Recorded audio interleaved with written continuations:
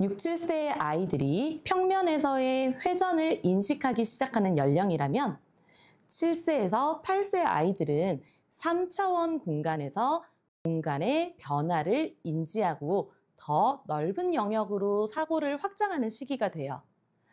7, 8세의 아이들과는 어떻게 놀아볼까요? 블럭은 똑같이 14개씩 나누어 가질 거예요. 2세트가 있다면 28개씩의 블럭을 사용할 수 있어 더 재밌는 활동을 할 수 있겠죠?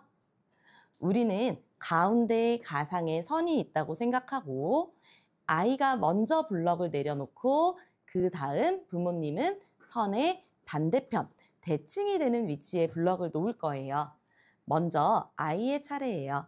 아이가 블럭을 하나 놓았다면 우리는 대칭이 되는 위치에 이어서 블럭을 놓을 거예요. 그리고 그 다음 이렇게 놓았다면 우리는 반대쪽에 대칭이 되는 위치에 이렇게 놓을 수 있겠죠. 우리의 지금 가상의 선은 요 사이에 있어요. 자, 이어서 아이가 이번엔 이렇게 한번 놓아 볼까요? 그럼 부모님은 반대편에 이렇게. 그럼 아이가 내려와서 이렇게 놓는다면 부모님은 반대편 대칭이 되는 위치에 이렇게 놓을 수 있겠죠? 이렇게 활동을 이어가며 아이와 부모님이 번갈아 가며 대칭인 위치에 블럭을 놓는 활동을 통해 선 대칭 위치에 대해서도 이해하고 아이와 함께 멋진 공동의 작품을 만들어 갈 수도 있을 거예요.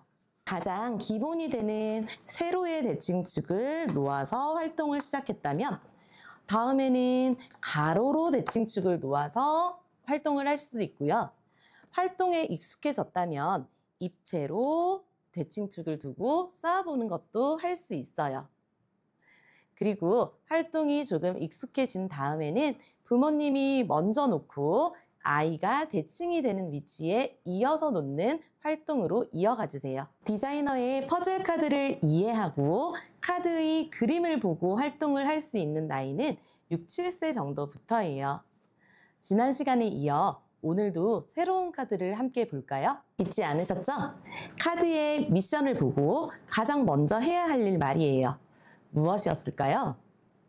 맞아요. 가장 먼저 해야 할 일은 블럭의 개수를 보는 것이에요. 이번 카드는 7개의 블럭이 필요하네요. 그러면 7개의 블럭을 준비하고 나머지는 옆으로 치워둘게요.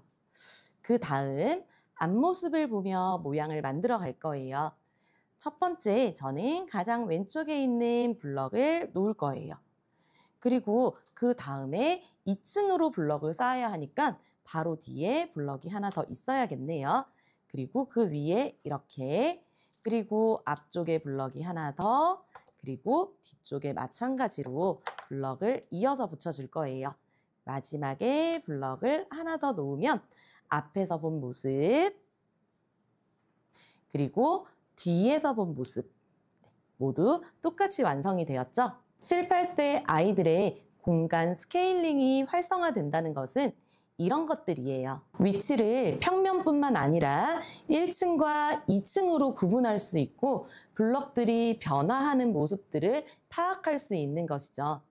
이렇게 만든 모양을 두고 만약 내가 만든 것에 대해서 자신이 없다면 또는 정답이 무엇인지 궁금하다면 오른쪽 하단에 있는 QR코드를 핸드폰으로 스캔해 주세요. 자, 이렇게 미션 카드 하나를 해결해 보았는데요.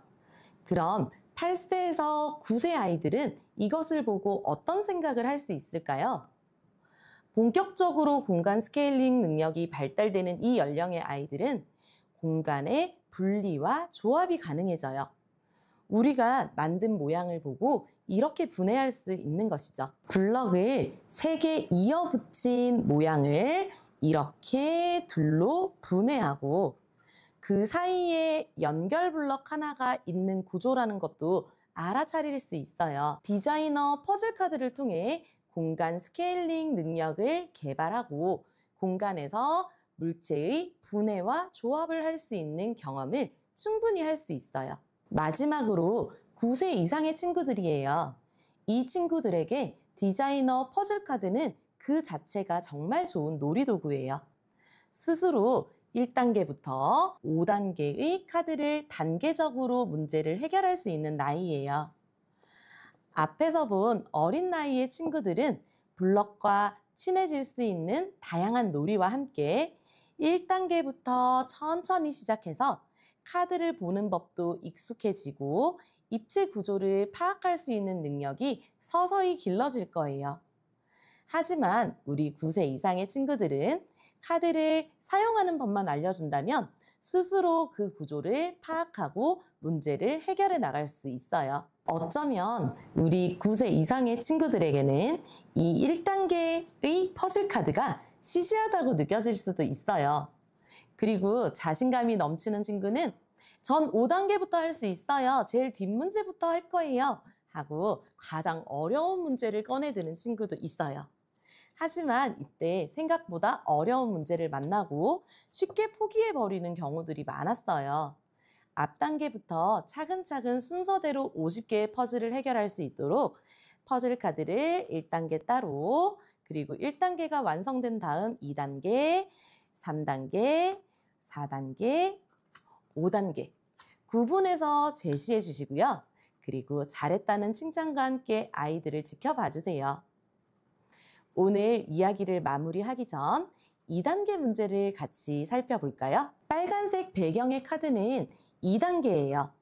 2단계에서는 최대 15개의 블럭을 사용해요. 카드에서 주어진 것과 같이 12개의 블럭을 준비하고 카드를 관찰해 볼게요. 처음 시작하는 아이들은 앞에서 보이는 계단 모습을 만들기 위해 고민할 거예요. 계단 모습을 차근차근 만들어도 되지만 2번, 3번 만들다 보면 전체의 구조가 보일 거예요. 앞에서 본 모습과 뒤에서 본 모습을 조합해 보면 이건 대칭 구조예요. 양쪽에 똑같은 조각이 2개, 그리고 가운데 그 구조물들을 이어주는 마치 소마큐브 조각과 똑같이 생긴 부분을 찾을 수 있어요. 이렇게 정면을 보면서 계단 모양을 쌓아 나가는 것도 좋은 방법이에요. 그런데 전 이렇게 계단 모양보다는 한 줄로 나란히 쌓여져 있는 것이 더 익숙하니까 뒤에서 본 모습을 보고 3개씩 기둥을 먼저 만들어 줄게요. 그리고 앞에서 본 모습과 뒤에서 본 모습을 잘 관찰하여 기둥 옆면에 1개씩의 블럭이 이렇게 붙여져 있는 것을 찾았어요. 다음 가운데의 2 기둥을 연결하기 위한 이렇게 생긴 모양이 보이네요. 이 세 부분을 합체를 하면 짠! 이렇게 완성된 모습을 볼 수 있어요. 같은 카드도 처음 볼 때, 그리고 2번째 볼 때 서로 다른 방식으로 접근하게 되는 것이 디자이너의 큰 매력이랍니다. 이번 시간에는 연령별 두뇌 발달, 그 중에서도 공간을 어떻게 다루어 나가는지, 그리고 그 나이에 발달을 촉진시킬 수 있는 디자이너의 블럭 활용놀이가 무엇이 있는지에 대해 살펴보았어요. 흰색 블럭 28개로 이루어진 재미있는 활동들이 흥미로우셨나요? 앞서 소개해드린 재밌는 활동들이 아이들과 놀이를 시작할 때 작은 힌트가 되길 바랄게요. 다음 시간에는 디자이너의 카드들이 어떤 기법으로 제작이 되어 있는지 알아보고 입체 도형을 평면에 표현할 수 있는 방법에 대해 이야기 나누어 볼게요. 디자이너의 카드에 적힌 아이소메트릭 궁금하지 않으셨나요? 바로 이 아이소메트릭에 대해 소개해 드릴 거예요. 아이들을 먼저 생각하는 따뜻한 마음과 함께 저는 다음 시간에 찾아올게요. 다음 시간에 만나요. 안녕.